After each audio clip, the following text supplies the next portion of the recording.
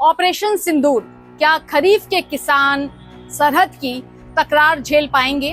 भारत पाक सीमा पर एक बार फिर हालात तनावपूर्ण हैं और इस बार मुद्दा सिर्फ सीमा सुरक्षा का नहीं बल्कि देश की खाद्य सुरक्षा का भी है। ऑपरेशन सिंदूर एक नाम जो हाल ही में भारत की सैन्य कार्रवाई के रूप में सामने आया। आतंकवाद के खिलाफ सख्त जवाब, लेकिन इस जवाबी कार्रवाई की आज अब खेतों तक पहुंच चुकी है।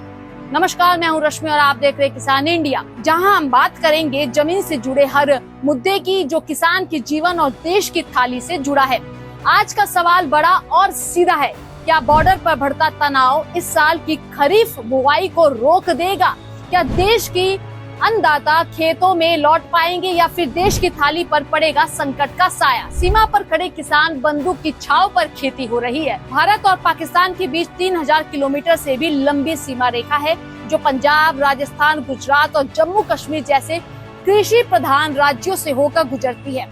इन इलाकों में कई गांव ऐसे हैं जहां किसान बीएसएफ की निगरानी में खेतों में काम करते हैं, लेकिन अब जब हालात बिगड़ते जा रहे हैं तो सुरक्षा एजेंसियों किसानों को खेतों से दूर रहने की सलाह दे रही हैं। इससे खरीफ की बुआई पर सीधा असर पड़ सकता है। पंजाब गेहूं की कटाई पूरी, लेकिन धान का खतरा बरकरार। पंजाब जो कि भारत की खाद्यान्न सुरक्षा की रीढ़ की हड्डी माना जाता है, वहां इस साल करीब 1.1 करोड़ टन गेहूं की खरीद हो चुकी है, यानी रबी फसल सुरक्षित है। लेकिन असली चिंता खरीफ सीजन की है, खासकर धान की बुआई जो जून से शुरू होती है।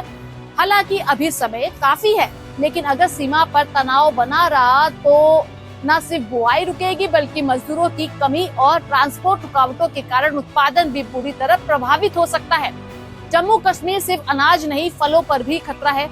जम्मू कश्मीर में सिर्फ धान नहीं, सेब, चेरी और खुबानी जैसे फल भी बड़ी मात्रा में उगाए जाते हैं। इनकी फसलें अब संवेदनशील अवस्था में हैं और अगर समय पर देखभाल ना हुई तो नुकसान बहुत बड़ा हो सकता है। राजस्थान और गुजरात हजारों हेक्टेयर में खेती, लेकिन अनिश्चित भविष्य। राजस्थान के श्रीगंगानगर, हनुमानगढ़ और जैसलमेर जिलों में बड़ी मात्रा में गेहूं उगाया जाता है।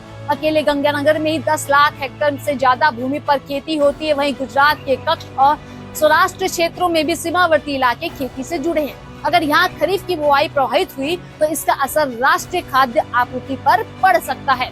सरकारी प्रयास और किसानों की उम्मीदें, कृषि विभाग और जिला प्रशासन हालात पर नजर बनाए हुए हैं। अधिकारियों का कहना है कि स्थिति बिगड़ने पर वैकल्पिक योजनाएं तैयार रखी जाएंगी।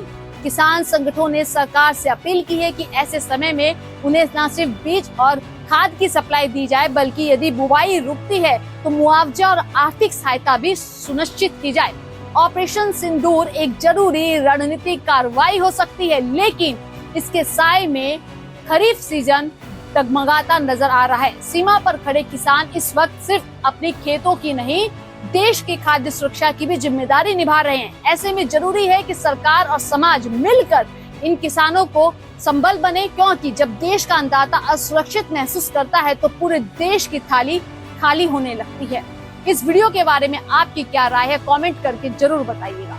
नमस्कार। सर का पसीना जब माथे को आता है वो किसान है जो अपने दम पर फसल को उगाता है। आन है, बान है, शान है, किसान है। किसान इंडिया, चलेगा हल, बढ़ेगा बल।